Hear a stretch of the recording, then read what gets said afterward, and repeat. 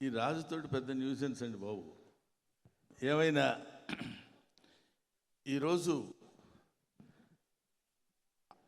Vysya achievers అవార్డ్స్కి సందర్భంగా నన్ను ఇక్కడికి ఆహ్వానించినందుకు మీ అందరికీ కమిటీ వారికి నా హృదయపూర్వకమైన నమస్కారాలు తెలియజేసుకుంటున్నాను.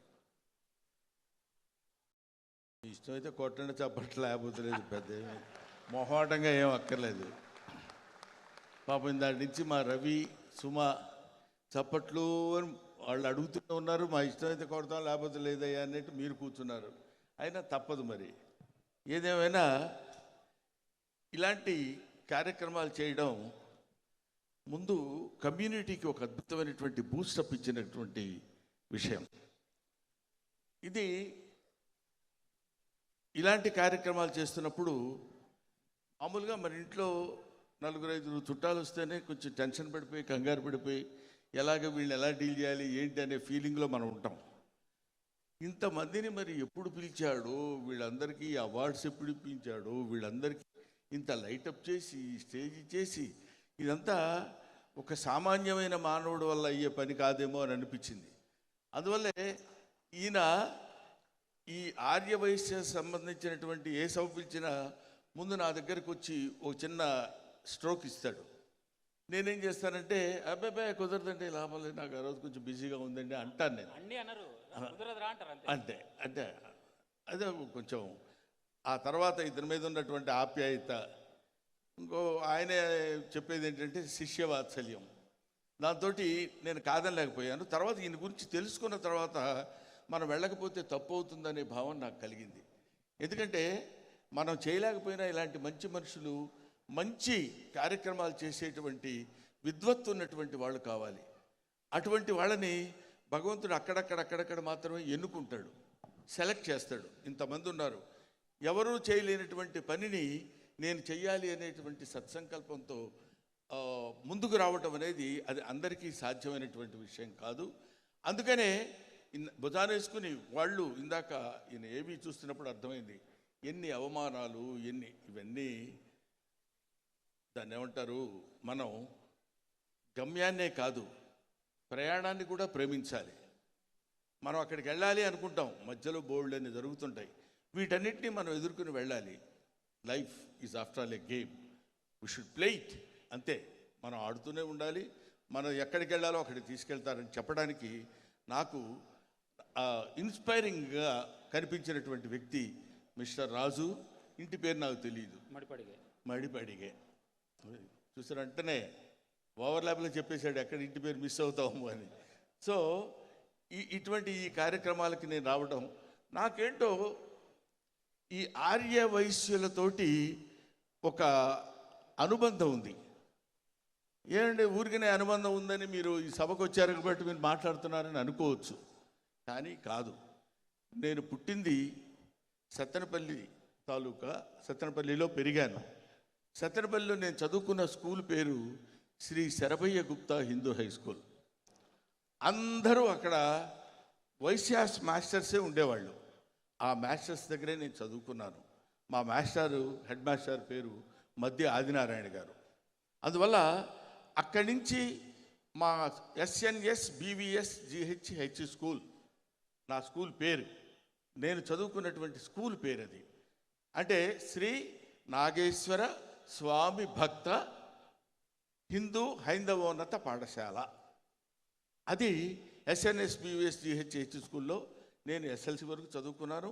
ఆ తర్వాత నా మిత్రులందరూ చాలా వరకు, అందుకని ఈ మధ్య ఇంకోటి ఏంటో తెలుసండి, లేటెస్ట్గా ఇవాళ ఎక్కడికి వెళ్తున్నావు అంటే 27వ తారీఖు ఏదో ఆర్యవైశ్య అచీవర్స్ అవార్డు.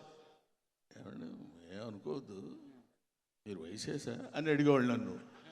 అంటే అంతలా కలిసిపోయేటువంటి నేచర్ ఉన్నటువంటి community Vaishya community. I know that with all my experience I'm telling. ఊరికనే మీరు నన్ను పిలిచారు కాబట్టి నేను మిమ్మల్ని పొగట్టడం కోసం చెప్పేది కాదు. ఏ చేత్తో అయితే ఇవ్వాలో ఆ చేత్తో ఎంతైనా ఇవ్వగలరు, ఏ చేత్తో అయితే తీసుకోవాలో ఆ చేత్తో అంతా తీసుకోగలరు. అంత సత్తా ఉన్నటువంటి కమ్యూనిటీ.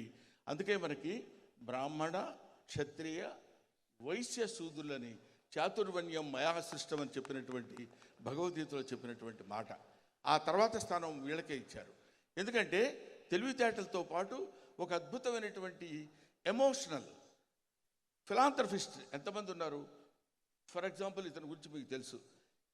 అసలు మనకున్న హ్యూమన్ నేచర్కి మనలో ఎవడన్నా ఒకడు గొప్పవాడు అంటే చచ్చిన ఒప్పుకోం. It's open fact. ఈ రాజా లేకపోతే ఇంకో ఏబిసిడి ఎవరైనా కావచ్చు, వాళ్ళలో ఒకరిని ఎన్నుకోవాలనేసరికి ఏంటంటే ఇడు అని ముందు అక్కడి నుంచి స్టార్ట్ అవుద్ది. Where there are 2 people, there are 3 parties. ఇది మన నైజం అట్లాంటిది. అటువంటిది ఇంతమంది చేత యాక్సెప్టెన్స్ తీసుకుని ఇతను ఇక్కడ నిలబడగలిగి ఇంత అద్భుతమైనటువంటి ఫంక్షన్ చేయగలుగుతున్నాడంటే అది సామాన్యమైన విషయం కాదు. అటువంటిది ఇంతటి ఫంక్షను ఏ రకమైనటువంటి ఇబ్బంది లేకుండా నిర్విఘ్నంగా చేయడానికి ఈయన చేసినటువంటి కార్యక్రమాలు కొంతమంది చెప్తుంటే వింటే నేను అయ్యో ఈయన పిలిచినప్పుడు మనం వెళ్ళకపోతే తప్పు అవుతుందేమో, వెళ్ళాలి. ఎందుకంటే మనం ఎలా చేయలేం, మనం కాదు, నేను ఎలా చేయలేను కాబట్టి కనీసం చేసేవాడికైనా ఆయన పిలిచినందుకు వెళ్ళిపోయి ఒకసారి కనపడిస్తే బాగుంటుంది కదా అనే ఆలోచనతోటి నేను ఎప్పుడు మా రాజు పిలిస్తే ఆ ఫంక్షన్కి నేను వెళ్ళాలని ఎప్పుడో మానసికంగా సిద్ధపడి ఉన్నాను.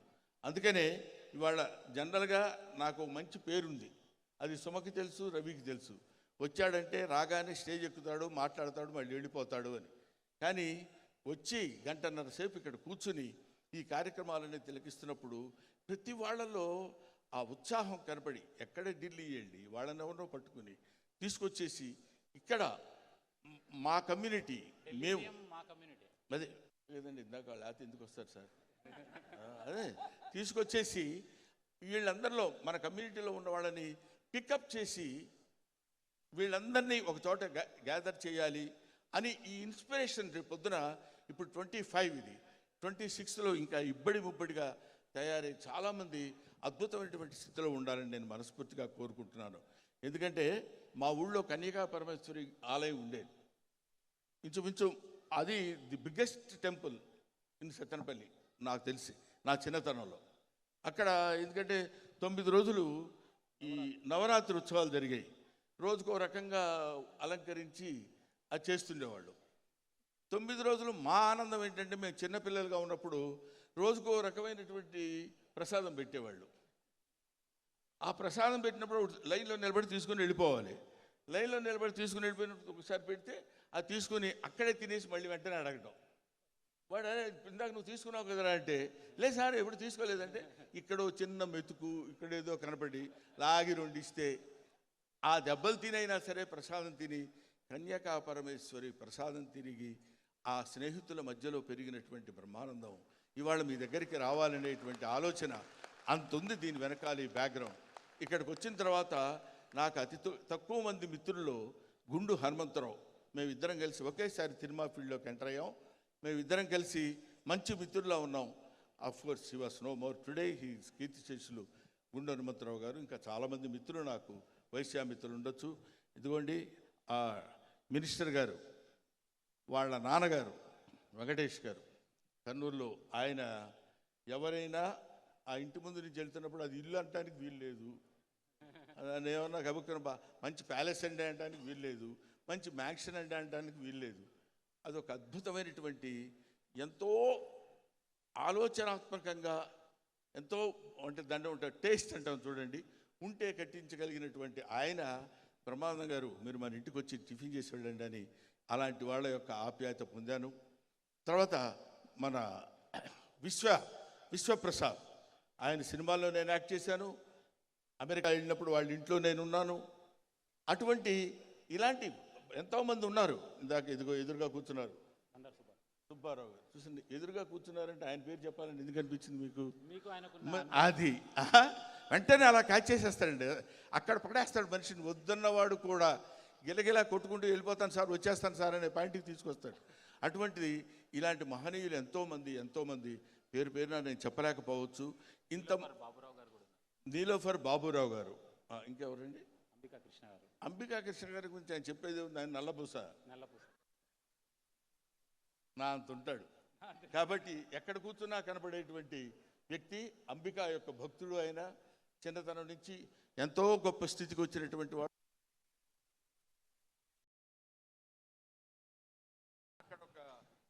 హలో టోపీ పెట్టుకుని ఉంటాడు ఒకతను. చాలామంది ఇక్కడ ఎక్కడ టోపీలో వాళ్ళు ఉండకపోవచ్చేమో కానీ రామ సత్యనారాయణ గారండి చిలకపచ్చ రంగు సూట్ ఒకటి వేసుకుని వచ్చాడు ఇవాళ. ఆయన ఎక్కడికైనా ఇప్పుడు గబుక్కున మనం ట్రంప్ను కలవాలన్నాం అనుకోండి, వెళ్దాం పదండి అంటాడు అంతే. అది ఎలాగండి, దానికి ఎలా కుదురుద్ది ఏంటి, ఏం ఉండదు, వెళ్దామంటే ఉంటాడు, ఉంటే రమ్మంటాం వెళ్దాం, లేదా మానేద్దాం అని. ఇలాంటి అద్భుతమైనటువంటి వ్యక్తులు సమాహారం కలయిక ఈ ఆర్యవైశ్య సంఘం. ఇది దినదిన ప్రవర్ధమానం చెంది ఇలాంటి అచీవర్స్ అవార్డ్స్ ఎన్నో ఎన్నో ఎన్నో ఇవ్వాలని మనస్ఫూర్తిగా నేను కోరుకుంటూ, ఇక చాలే ఆపోయా బాబు, ఇచ్చారు కదా మైక్ అని వాయించేయటం కాకుండా మీ అందరికీ నా హృదయపూర్వక నమస్కారాలు తెలియజేసుకుంటూ సెలవు తీసుకుంటాను. Thank you very much. మీ అందరి ఆశీస్సులు నాకు ఉండాలని నేను మనస్ఫూర్తిగా కోరుకుంటున్నాను. థ్యాంక్ యూ గురుగారు.